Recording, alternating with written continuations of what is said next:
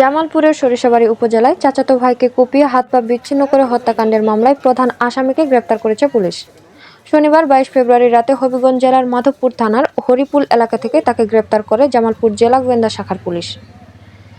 গ্রেপ্তার ব্যক্তির নাম মোহাম্মদ আসাদুজ্জামান ওরফে আপেল। তিনি উপজেলার তারাকান্দি গ্রামের মৃত আনোয়ার হোসেনের ছেলে। রবিবার 22 ফেব্রুয়ারি দুপুরে জামালপুর পুলিশ সুপারের কার্যালয়ের সভাকক্ষে প্রেস ব্রিফিংয়ের মাধ্যমে পুলিশ সুপার সৈয়দ রফিকুল ইসলাম বিষয়টি নিশ্চিত করেছেন। এ সময় তিনি বলেন,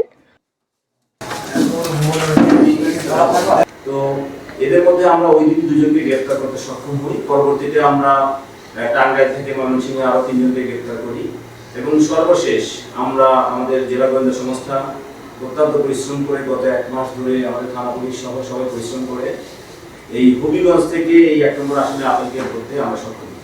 চলতি বছরের 17 জানুয়ারি দুপুরে জমি সংক্রান্ত বিরোধের জেরে আতাউর রহমান ও তার পরিবারের উপর দেশীয় অস্ত্র নিয়ে হামলা করে আসাদুজ্জামান ও তার লোকজন। আসাদুজ্জামান দা দিয়ে কুপিয়ে তার ডান হাত ও ডান পা বিচ্ছিন্ন করে ফেলেন।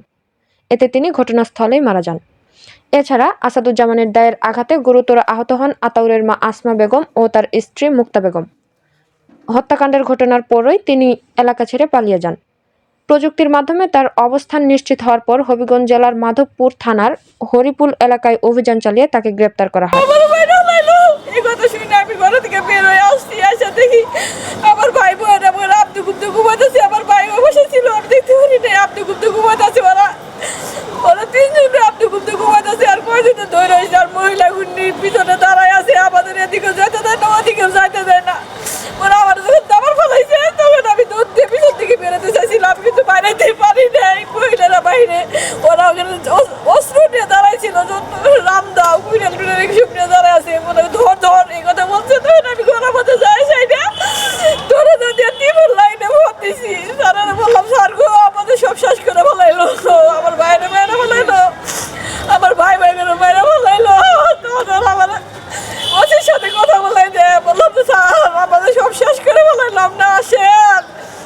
ওই মহিলা বলে কারণ এবার দেশটা সবার মেরে ফেলাম, সবার মেরে ফেলে একটা জনই থাকে না, আর আমার বলে তোর কপাল ভালো, তোর আমরা পাইলাম না।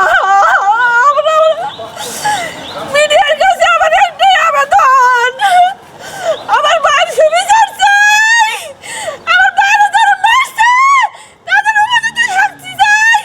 জামালপুর জেলার মধ্যে এমন ভাবে ওদেরকে শাস্তি দেওয়া হোক যাতে ওরা দ্বিতীয়বার কোনো বাবা কোনো মা কোনো সন্ত্রাসী ভাবে সৃষ্টি করতে না পারে, কোনো কুখ্যাত সন্তান যারা কেউ সৃষ্টি করতে না পারে। শৈশবের জামালপুর জেলাতে যেন কোনো খুনি জন্ম না দিতে পারে, এদেরকে এমন ভাবে শাস্তি দেন, একবার নয় ওখানে 100 বার করে ফাঁসি দেন। ওই হত্যাকাণ্ডের ঘটনায় নিহতের বড় ভাই আলামিন বাদী হয়ে সরিষাবাড়ী থানায় 10 জনকে আসামি করে মামলা করেন। মামলায় মোহাম্মদ আসাদুজ্জামানকে প্রধান আসামি করা হয়। ওই হত্যাকাণ্ডের ঘটনাটি জেলা জুড়ে চাঞ্চল্যের সৃষ্টি হয়।